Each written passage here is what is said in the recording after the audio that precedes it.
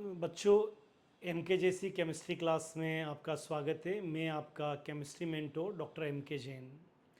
आज हम उपसहसंयोजक जो यौगिक आपका चैप्टर है उसमें एक सिद्धांत आपने पढ़ा है, क्रिस्टल क्षेत्र सिद्धांत।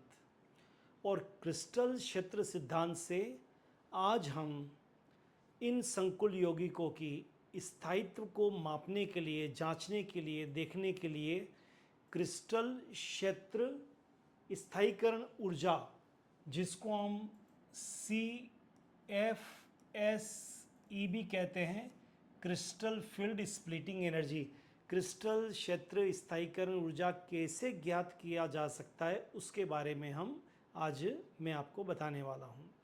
तो सबसे पहले प्रॉब्लम कैसे आएगी। प्रॉब्लम आपको एक संकुल दिया जाएगा, जैसे यहाँ पर संकुल दिया है आपको CONH3 हेक्सा अमीन कोबाल्ट क्लोराइड, और आपसे पूछेंगे कि बताइए इसका क्रिस्टल क्षेत्र स्थायीकरण ऊष्मा कितनी, ऊर्जा कितनी है, ये अनुचुंबकीय है या प्रतिचुंबकीय है, इसका चुंबकीय आघूर्ण क्या है, ऐसी कुछ चीज़ें इसके बारे में पूछी जाएगी। तो सबसे पहले तो आपको कुछ बेसिक इन्फॉर्मेशन, आधारभूत जानकारियाँ होनी चाहिए। पहली जानकारी ये है कि यहाँ जो ये कोबाल्ट है, उस कोबाल्ट का जो ऑक्सीकरण अंक है वो यहाँ पर +3 है। ये जो कोबाल्ट है इसका ऑक्सीकरण अंक यहाँ पर +3 है, प्राथमिक संयोजकता +3 है। दूसरा, ये जो कोबाल्ट है, इस कोबाल्ट का कोऑर्डिनेशन उपसहसंयोजक संख्या यहाँ पर 6 है। और ये जो लिगेंड है आपका अमोनिया, जिसको मैं यहाँ लिखता हूँ NH3, ये आपका एक प्रबल लिगेंड है। इतनी इन्फॉर्मेशन आपके पास में होनी चाहिए। तो पहली इन्फॉर्मेशन क्या की मैंने आपसे कि आपका जो केंद्रीय धातु धनायन है कोबाल्ट, उस कोबाल्ट का ऑक्सीकरण अंक क्या है। दूसरा, इसका कोऑर्डिनेशन उपसहसंयोजक संख्या क्या है, जैसे यहाँ पर ये एक दंतुक था और 6 है, तो मैंने लिखा है कोऑर्डिनेशन नंबर उपसहसंयोजक संख्या 6 है। और दूसरा, चूंकि ये प्रबल लिगेंड है एमीन, इसलिए ये अल्प चक्रण संकुल बनाएंगे। अब ये इन्फॉर्मेशन आपके पास में है, तो सबसे पहले आपको यहाँ चित्र बनाना पड़ेगा कि प्रबल लिगेंड जब केंद्रीय धातु धनायन, जो यहाँ पर कौन है, कोबाल्ट है, जिस पर +3 चार्ज है, इस कोबाल्ट का परमाणु क्रमांक कितना है, 27। तो सबसे पहले आप कॉन्फ़िगरेशन लिखिए ऑर्गन, ठीक है, 4s2 और 3d7, पर यहां आपको दिया हुआ है +3। अब जब आपको यहां पर +3 दिया हुआ है, तो एक तो आपको 2 इलेक्ट्रॉन तो यहां से निकालने हैं और 1 इलेक्ट्रॉन यहां से निकालना है। तो अब यहाँ तो 0 हो जाएगा, लेकिन यहाँ 6 हो जाएगा। मतलब आपका जो d ऑर्बिटल है, d कक्षक है, उसमें आपको d6 है यहाँ पर, तो 1 2 3 4 5 6। अभी कोई लिगेंड और इसके बीच में बंध नहीं बना है, इसलिए ऐसे कक्षक, इसको बोलते हैं हम dxy, dyz, dzx, dx² minus y² और dz²। और ये आपका अभी समभ्रंश है, मतलब इन सब की जो ऊर्जा है वो एक समान है, इसलिए इनको समभ्रंश कक्षक हम यहाँ पर बोलेंगे, ठीक है, बराबर। अब ये प्रबल लिगेंड इसके पास में आएगा, तो जब ये प्रबल लिगेंड इस केंद्रीय धातु धनायन के d6 सिस्टम के पास में आएगा तो विपाटन हो जाएगा। विपाटन क्यों ज़्यादा होगा, क्योंकि ये लिगेंड प्रबल है, तो ये विपाटन हो गया। ये 2 भागों में बढ़ जाएंगे। वो इसलिए बढ़ जाएंगे क्योंकि ये जो dx² माइनस y² और dz², जिसको आपने ईजी से बताया है, ये अक्षों पे पाए जाते हैं, इसलिए पहले लिगेंड से टकराएंगे और इनकी ऊर्जा बढ़ जाएगी।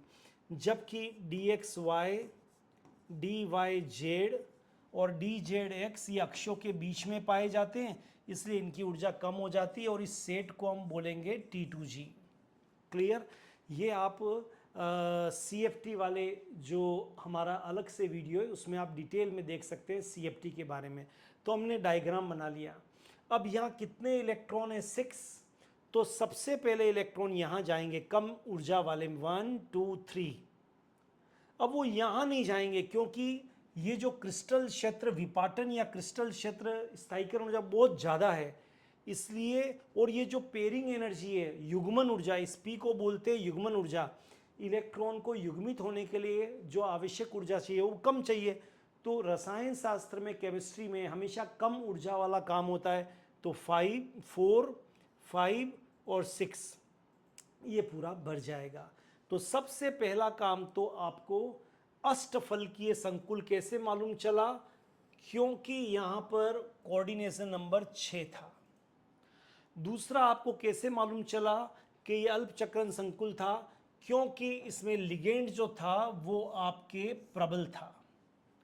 फिर आपने ये चित्र यहाँ पर बना लिया। अब आपको जो मूल निकालना, इसको देख के आप ये तो बता सकते हैं कि ये बताइए अनुचुंबकीय या प्रतिचुंबकीय है। तो अनुचुंबकीय के लिए तो अयुग्मित इलेक्ट्रॉन चाहिए आपको, तो हम बोलेंगे ये अनुचुंबकीय तो नहीं है। पर चूंकि सारे इलेक्ट्रॉन यहाँ पर युग्मित है इसलिए ये प्रतिचुंबकीय है। ये चुंबकीय क्षेत्र को प्रतिस्थापित करता है, रिपल्सन करता है, उसका प्रतिकर्षण करता है। तो ये प्रतिचुंबकीय है। और प्रतिचुंबकीय तो ये रंगहीन है, इसका कोई रंग नहीं होता है। क्लियर? तो पहले ये, और इसका जो चुंबकीय आघूर्ण है वो शून्य होगा क्योंकि इसमें एक भी अयुग्मित इलेक्ट्रॉन नहीं है। ठीक है। अब हम यहाँ की बात करते हैं। हमारा मुख्य काम था कि क्रिस्टल क्षेत्र स्थायीकरण ऊष्मा निकालनी है। ऊर्जा किसके लिए? अष्टफलकीय संकुल के लिए। तो सूत्र को देखिए, ये डेल्टा ओ का मतलब है क्रिस्टल क्षेत्र स्थायीकरण ऊर्जा अष्टफलकीय संकुल के लिए बराबर, ये आपका फॉर्मूला था -0.4। ये कैसे आया आपको मालूम था? जब आपने इसको बनाया था तो इसकी ऊर्जा कम हो जाती है, 0.4 माइनस कम हुई है इसलिए, और DQ ये इसकी इकाई है ऊर्जा की। और ये बढ़ जाता है तो +0.6 या 0.6 DQ ये बढ़ जाता है, इसलिए इसका साइन क्या बताया मैंने? प्लस बताया। तो अब इंटू T2G, मतलब T2G में कितने इलेक्ट्रॉन है ये आपको देखना है। तो T2G में यहाँ पर कितने इलेक्ट्रॉन है? 6। तो आपने 6 से इसको मल्टीप्लाई कर गया। आया फॉर्मूला समझ में? फिर है आपके पास में 0.6 इंटू किस में इलेक्ट्रॉन बोल रहा है? ये तो जो इलेक्ट्रॉन थे 6 वो किस में थे? आपके T2G में। Eg तो यहाँ पर खाली पड़ा हुआ है, कोई इलेक्ट्रॉन नहीं है, तो इसको आप यहाँ पर Eg वाले को आप यहाँ पर मल्टीप्लाई कर देंगे किससे? 0 से। क्लियर? तो आपने इंटू यहाँ पर कर दिया 0। क्लियर? और DQ और प्लस पेयरिंग एनर्जी। तो युग्मन ऊर्जा यहाँ पर 3 बार, देखिए 1 2 3, ये 3 बार हुआ, इसलिए मैं P बराबर इसके लिए कितना हो गया? 3। अब आप इसको सॉल्व कर लीजिए तो आप बता पाएंगे, ये आपके हो जाएगा -2.4, ये 0 है पूरा, DQ और +3, ये इसकी क्रिस्टल क्षेत्र विपाटन ऊर्जा है जो संकुल आपको दिया गया है। तो एक बार फिर हम अच्छी तरह से इस पूरे को देख लेते हैं। फिर आपको कोई भी कम यौगिक दिया जाए, आप उसके लिए क्रिस्टल क्षेत्र विपाटन या क्रिस्टल स्थायीकरण ऊर्जा निकाल सकते। देखिए, सबसे पहले आपको संकुल दिया जाएगा और इस संकुल के लिए पूछा जाएगा क्रिस्टल क्षेत्र स्थायीकरण ऊर्जा निकालिए। आपको सबसे पहले बताना है कि इस पे प्राथमिक संयोजकता मतलब कोबाल्ट पे कितना आवेश है। उप संख्या 6 इसलिए अष्टफलकीय संकुल है, और प्रबल लिगेंड है इसलिए यह अल्पचक्रण है। फिर आपको CFT क्रिस्टल क्षेत्र सिद्धांत के अनुसार आपको चित्र बनाना है। चूंकि लिगेंड प्रबल है इसलिए विपाटन ज़्यादा होगा, तो यहाँ पर ये क्रिस्टल क्षेत्र विपाटन ऊर्जा डेल्टा O ज़्यादा है, और ये जो P है युग्मन ऊर्जा ये कम है, मतलब यहाँ युग्मन आसानी से होगा क्योंकि केमिस्ट्री में कम ऊर्जा वाला होता है। अब आपने कोबाल्ट का ऑक्सीकरण लिखा +3 है, इसलिए आपने 7 था, 3 इलेक्ट्रॉन निकाल दिए, तो ये D6 सिस्टम दिया हुआ है। अब सबसे पहले आप कम ऊर्जा वाले में भरेंगे क्योंकि युग्मन तो यहाँ पर आसानी से होगा, भर दिया। अब आपके पास एक सूत्र है, इस सूत्र में क्या अप्लाई करेंगे, -0.4 N-T2G इलेक्ट्रॉन। तो यहाँ N-T2G इलेक्ट्रॉन कितने, 2, 2 4 और 2 6, तो आपने 6 से मल्टीप्लाई कर दिया, 6 4 जा 2.4 हो जाएगा, 0.4 से मल्टीप्लाई करेंगे, और 0.6 इंटू ईजी में, तो यहाँ तो जीरो है, तो ये पूरा जीरो हो जाएगा, 0.6 इंटू जीरो बराबर ये वाला जीरो हो जाएगा। डी क्यू तो इकाई है ऊर्जा की, प्लस पी, तो 3 बार, जितनी बार, देखिए एक बार हुआ है तो 1 पी, 2 पी और 3 पी, तो यहाँ मैंने 3 कर दिया, ये इसका क्या निकल गया, आपका क्रिस्टल क्षेत्र स्थायीकरण ऊष्मा। मुझे लगता है आपको ये समझ में आया होगा।